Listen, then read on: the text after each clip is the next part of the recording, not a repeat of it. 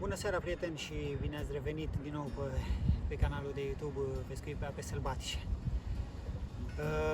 O să încep această sesiune cu acest video pe întuneric din cauza mai multor situații dificile pe care le-am întâmpinat astăzi. Practic trebuia să mă duc pe un loc nou. Atunci când am ajuns acolo, cei de la primărie curățau pur și simplu malul apei. În fine, am zis, ăsta mi-e ghinionul, mergem și căutăm un alt loc. Am plecat în căutarea celui de-al doilea loc. Aveam niște idei în cap. Am fost acolo, era foarte greu de ajuns cu mașina la locul respectiv și am renunțat. După care am hotărât să mă întorc pe acel loc unde am făcut ultimul videoclip, vorbind cu prietenul meu Leo. I-am zis dacă mai pot să pescuiesc, mi-a zis că nu e nicio problemă. În fine, am ajuns acolo, am găsit și acolo pe cei de la primărie care făceau curat. Au distrus și locul acela. Eu nu mai știu ce să fac, nu înțeleg de ce distrug aceste mici păduri și curăță în halul ăsta malul. În fine, eu nu văd pur și simplu niciun rost. Așa că am hotărât să mă întorc în zona unei locații unde am pescuit eu acum vreo 2 ani și am zis vedem cum e și acolo. Am ajuns la locația respectivă, bineînțeles și acolo curățaseră, nu mai era pur și simplu niciun copac. Am găsit o mică porțiune spre apă, după care într-o jumătate de oră, o oră am curățat un picuț, am făcut loc pentru răpăt, pentru barcă, a fost totul bine. Ce s-a întâmplat? Condițiile meteo sunt foarte, foarte grele, bate un vânt foarte, foarte puternic și rece și m-am pus să montez cortul, când la un moment dat mi-a venit o rafală foarte puternică de vânt, mi-a zburat și cortul, m-am chinuit foarte mult, la plantat.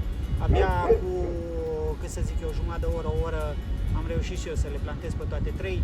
Sunt singur deocamdată, o să vină iubita mea și vedem ce o să iasă din această sesiune, pe această nouă locație, care nu promite nimic bun, numai pățenii și o să vedem ce se întâmplă. O să stau minim 3 zile în care sper să aduc câțiva crapi pe saltea.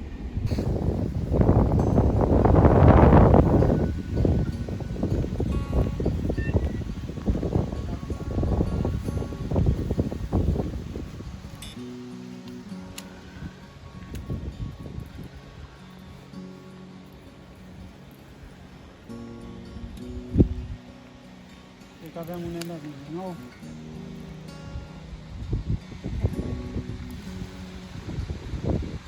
Am mai prins unul mai.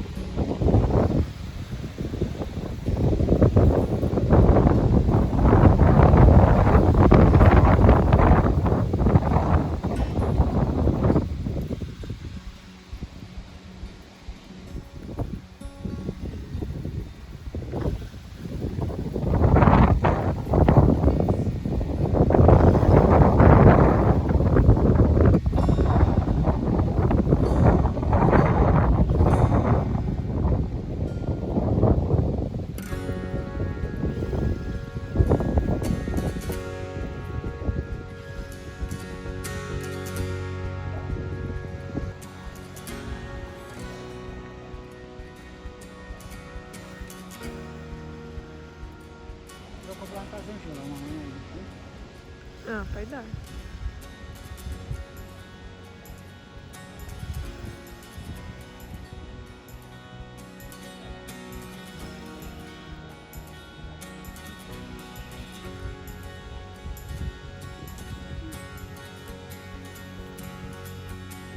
Big fish.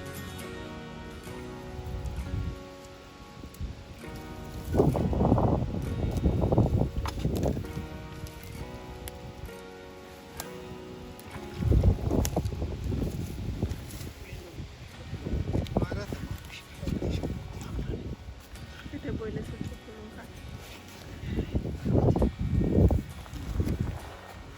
Fii. Uite, asta e boile. Bune? Uite, pune mâna. Pică. De ce să zici?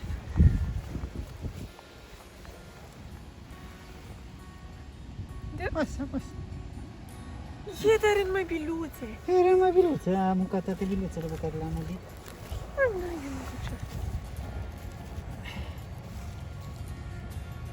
Exact ca data trecută. Am încercat cu momentele astea. Nu funcționează. Gata.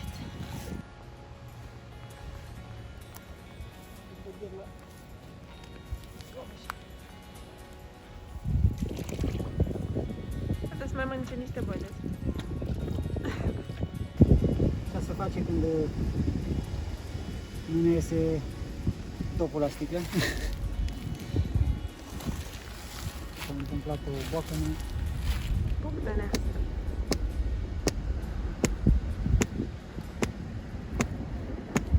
O cârpă groasă.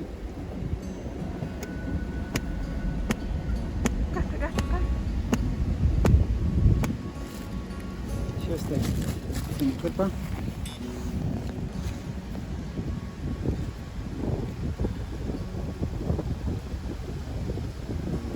Dar uite cât adobo avea. E vin ca lumea. Uite ce miște scrie. Gata, lăsăm la decantat un pic și îl devorăm.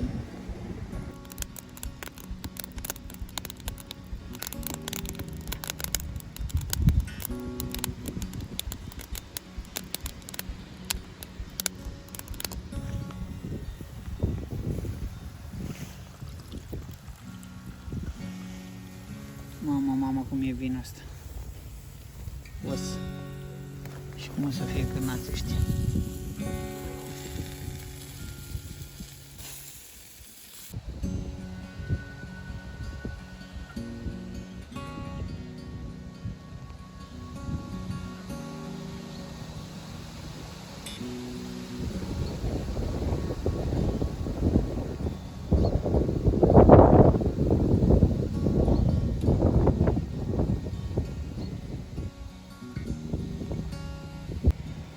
Asta e o capcană excepțională pe timp de iarnă, aici pe râul ăsta.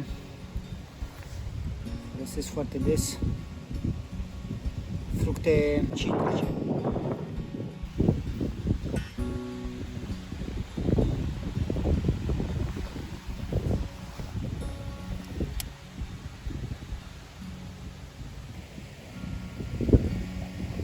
Cineva care chiar savurează vântul ăsta care trebuie să disperă.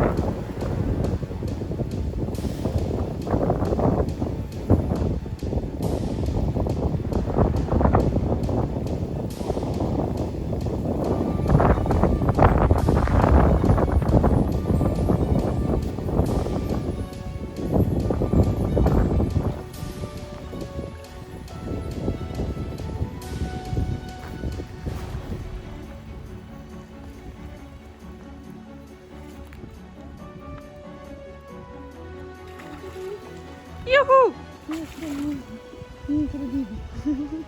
Aia pe care am aruncat-o din mână. Da. Felicitări! Da, thank you.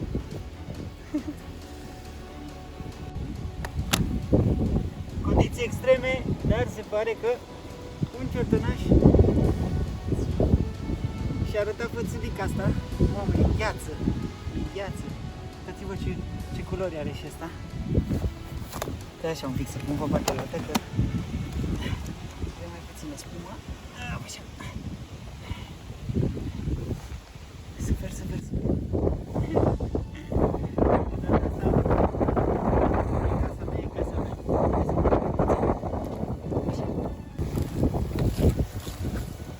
Menționez că ne pregătim să plecăm din cauza vântului. Avem toate alea aproape strânse.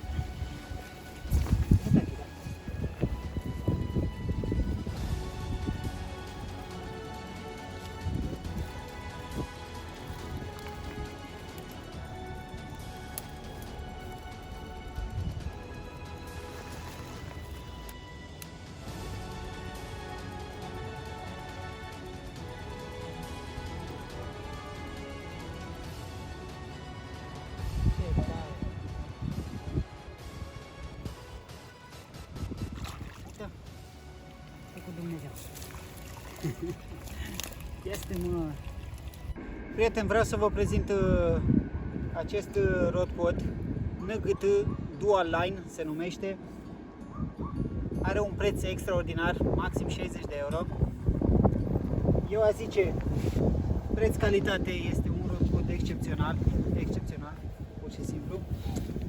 Vreau doar să vă zic că cele 4 picioare sunt adăugate de mine pentru a face skypod. Nu am nevoie de așa ceva. În fine, nu este dotat de senzor, bineînțeles, swinger și aceste suporturi pentru lansetă, da? Deci astea nu vin. El este dotat cu 4 picioare, piciorușele acestea, ascuțite și cu clema asta super bună, super puternică. Deci se poate scoate sau se poate lăsa așa. Înălțimea cam asta este. Destul de bună, aș zice eu, înălțimea. Deci are aceste 4 picioare și aceste buzbaruri. Se poate lungi foarte mult. Se poate dubla lungimea sa. Eu o scot doar atât. Deci vreau să vă zic că la banii ăștia e un rodpod țapăn. Se poate lăsa sau ridica după plăcere. Se strânge foarte bine. Picioarele au 3 poziții, da? Deci una în spate, una dreaptă și una în față. Fiecare decide cum dorește să-și pună rodpodul. Se poate face și micuț pentru ceva mai delicat, mai sexy.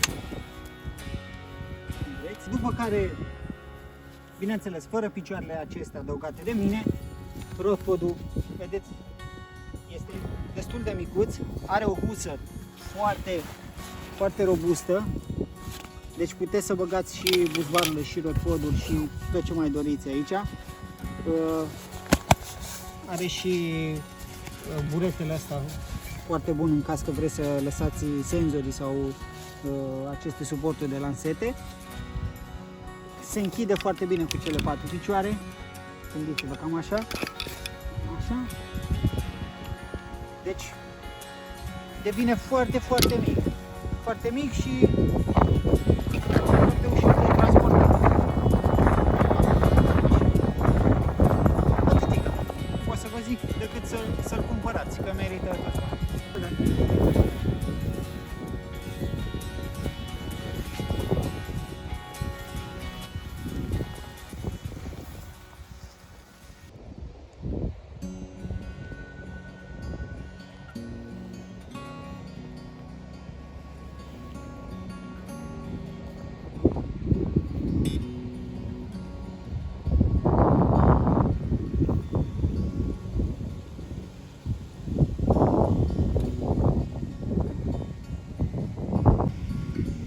Gata, prieteni, eu spun cu mare dezamăgire, dar trebuie să plecăm după 20 ceva de ore. Trebuie să plecăm acasă din cauza condițiilor care nu ne mai permit, cum vedeți și vântul ăsta puternic, nu mai permit să pescuim.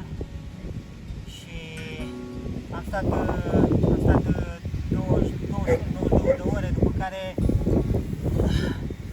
care am strâns totul și ne tirăm acasă. Trebuia să fie o sesiune de 4 zile, dar nu se poate, nu mai pot să stau cu vântul ăsta. Mi-am înghețat, vai de mine, abia aștept să ajung acasă, să beau un vin fier sau ceva. Sper că v-a plăcut. Pentru cei care nu sunteți abonați la canalul YouTube, abonați-vă dacă vreți.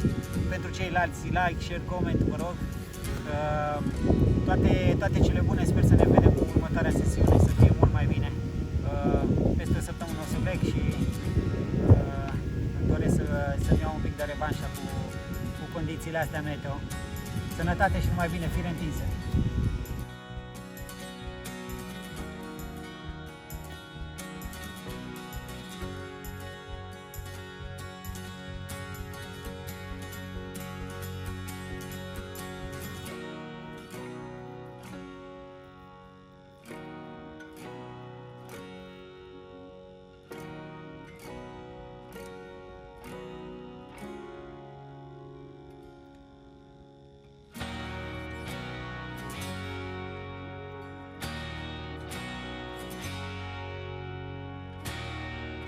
După cum se vede, cineva chiar se vrea de vântul. Să tălănesc prin toată iarna.